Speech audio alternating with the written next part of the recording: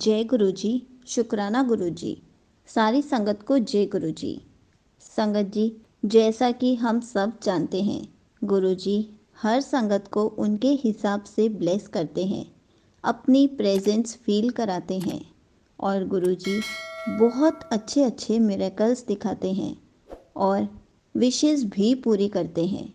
इसी पर एक आंटी जी का सत्संग सुनाती हूँ, जिन्होंने अपने बहुत सारे एक्सपीरियंसेस शेयर करे हैं और ये सत्संग पूरा ज़रूर सुनिएगा, आपको बहुत सारे आंसर्स मिलने वाले हैं। तो चलिए आंटी जी का सत्संग सुनाती हूँ। ये मेरा दूसरा सत्संग है। गुरु जी महाराज बहुत दयालु हैं। वो अपने सब बच्चों से बहुत प्यार करते हैं। जैसा मैंने अपने पिछले सत्संग में बताया कि मैं गुरु जी के साथ कैसे कनेक्ट हुई, कैसे मेरी गुरु जी के साथ जर्नी शुरू हुई, मैं ये बताना चाहूँगी कि जब से मैंने गुरु जी के दरबार में जाना शुरू किया है, मेरी लाइफ चेंज होनी शुरू हो गई है। मेरे इन लॉज की फैमिली में सिर्फ मैं और मेरे बच्चे गुरु जी से कनेक्टेड हैं। वैसे तो कहते हैं कि फैमिली का एक भी सदस्य अगर जुड़ जाए तो पूरी फैमिली का कल्याण हो जाता है। यहाँ पर किसी का भी उतना कनेक्शन नहीं है, पर कोई मुझे जल प्रसाद, चाय प्रसाद, लंगर प्रसाद और नाश्ता प्रसाद कुछ भी ऑफ़र करने से कभी नहीं रोकता। जब से मैंने गुरु जी का स्वरूप लगाया है, तब से अब तक ज़्यादातर मेरी कोशिश रहती है कि मैं जो भी बनाऊं गुरु जी को ऑफ़र ज़रूर करूं। मैं कोलकाता में रहती हूं। अपनी फ्रेंड से मुझे कई संगत के बारे में पता चला, पर मैं पर्सनली बहुत कम संगत को जानती हूं। जिस फ्रेंड के माध्यम से मैं गुरु जी से जुड़ी हूँ, उसने मुझे एक आंटी के वहाँ होने वाले सत्संग के बारे में बताया, जो एवरी मंडे होता है और वो एक ओपन सत्संग का दरबार है। सच अ डिवाइन दरबार। बहुत अच्छी फीलिंग होती है वहाँ जाकर। जुलाई अगस्त में मैं गुरु जी से जुड़ी और 10 सितंबर, जो कि हर तलिका तीज का ऑस्पिशियस डे था, उस दिन मैं दरबार में फर्स्ट टाइम गई और नेक्स्ट डे गणेश चतुर्थी भी थी। बहुत ही अच्छा दरबार था। मैंने गुरु जी का बहुत शुक्राना किया, गुरु जी आपने मुझे अपने दरबार बुलाया। उस दरबार में मैं अब करीब मंथ में 3 मंडे तो जाती ही हूँ। कुछ ही दिन हुए थे दरबार में जाते हुए। मुझे वहाँ 2 बार भोग ऑफ़र करने की सेवा भी मिली है। मैंने गुरु पा का बहुत शुक्राना किया। जब मैं गुरु जी के दरबार गई थी, तब हम लोग बहुत परेशान थे। मेरा भाई, जो कि अभी 38 इयर्स का है, उसको अचानक से हीमोग्लोबिन डेफिशिएंसी हो गई थी। उसका हीमोग्लोबिन 5, 6, 7 की रेंज में चल रहा था। हम लोग सब बहुत परेशान थे। 9 इयर्स की डॉटर है उनकी। गुरु जी से फर्स्ट डे दरबार में यही अरदास की कि गुरु जी उसको अच्छी हेल्थ ब्लेस कर दो। अभी तो उसकी पूरी लाइफ है। और हाँ संगत जी, एक बात और, गुरु जी के दरबार में फर्स्ट डे ही मुझे सौभाग्य मिला शहद वर्षा के शहद को लेने का, जो कि वहाँ आई हुई एक संगत के घर पर आई हुई थी। उसके लिए भी मैंने गुरु जी का बहुत शुक्राना किया। ऐसे ही अक्टूबर आ गया और फर्स्ट नवरात्रि के दिन मुझे एक सत्संग में इनवाइट किया गया था और वो मेरे घर से बहुत दूर था।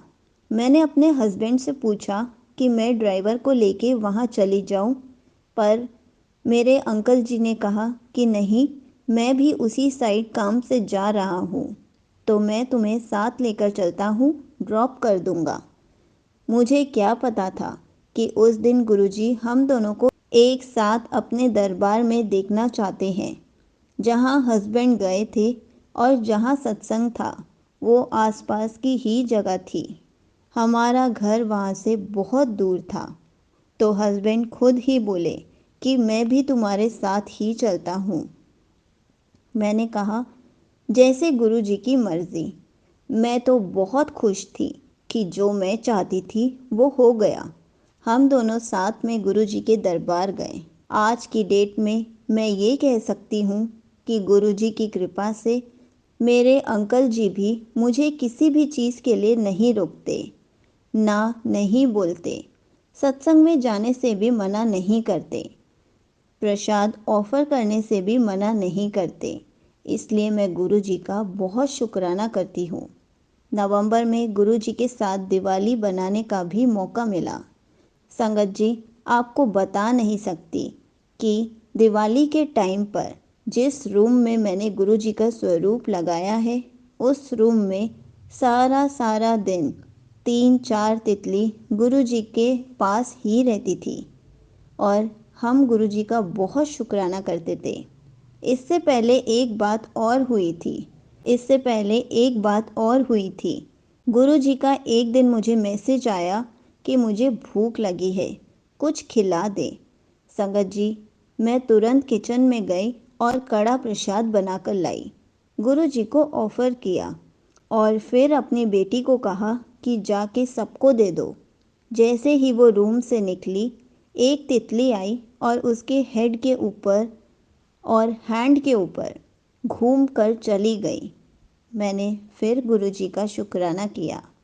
संगत जी, अब तो मेरा हाल ऐसा है कि सारा दिन मैं गुरुजी के सत्संग सुनती हूँ, शब्द गुरबानी सुनती हूँ, भजन मंत्र जाप सब सुनती हूँ, चाहे घर का कोई भी काम क्यों ना कर रही हूँ। इस बीच मुझे गुरुजी के दरबार में करवा चौथ की सरगी का अवसर भी मिला। मैंने उसके लिए भी गुरुजी का बहुत शुक्राना किया। न्यू ईयर सत्संग में भी गुरुजी ने अपने दरबार बुलाया। मेरे बच्चों के फाइनल्स चल रहे हैं, तो मेरा बेटा मैथ्स में थोड़ा वीक है, तो उस टाइम वो प्रिपरेशन कर रहा था। एग्ज़ाम से पहले की बात है कि वो मैथ्स की प्रैक्टिस कर रहा था और उसने रोज़ की बहुत स्ट्रॉन्ग फ्रेग्रेंस फील की। हम लोग समझ गए कि गुरुजी आए हैं, क्योंकि वैसे तो वो अभी 8th में है, पर हम मदर्स तो छोटे छोटे एग्ज़ाम्स को लेकर भी परेशान हो जाते हैं। तो मैं हरदम गुरुजी से अरदास करती हूँ कि गुरुजी सबका भला करना, सब बच्चों की नैया पार लगा देना। संगत जी, अब तो मैंने अपने आप को गुरुजी के चरणों में पूरी तरह सरेंडर कर दिया है। अपने बच्चों को भी गुरुजी के हवाले कर दिया है। अब गुरुजी ही संभालेंगे। गुरुजी अपने मिरेकल्स दिखाते ही रहते हैं। संगत जी, आज मुझे एक मैसेज आता है कि पुत्र, तेरे बच्चों के अच्छे नंबर ब्लेस कर दिए हैं। और मैं ये मैसेज सुनकर बहुत खुश हुई कि गुरुजी ने मेरे मन की बात सुन ली और मैंने गुरुजी का बहुत शुक्राना किया। गुरुजी, हमेशा सबके साथ रहना, सबके अंग संग रहना। यहीं पर आंटी जी का सत्संग समाप्त होता है। संगत जी, ऐसे हैं हमारे गुरुजी, सबको अलग अलग तरीक़ों से ब्लेस करते हैं, सबको अपनी प्रेजेंस फील कराते हैं, सबकी विशेस पूरी करते हैं और सबका ध्यान भी रखते हैं कि कब कौन क्या सोच रहा है और मुझे उसको आंसर देना है।